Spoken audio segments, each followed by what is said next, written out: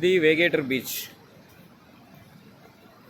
ఇప్పుడు కాలంగట్ బీచ్కి బాగా బీచ్కి ఒక 2 కిలోమీటర్స్ డిఫరెంట్. బాగా బీచ్ నుంచి మళ్ళీ అంజనా బీచ్కి ఒక 6-7 కిలోమీటర్లు వస్తుంది. అంజనా బీచ్ నుంచి వేగేటర్ బీచ్కి ఒక 6 కిలోమీటర్స్.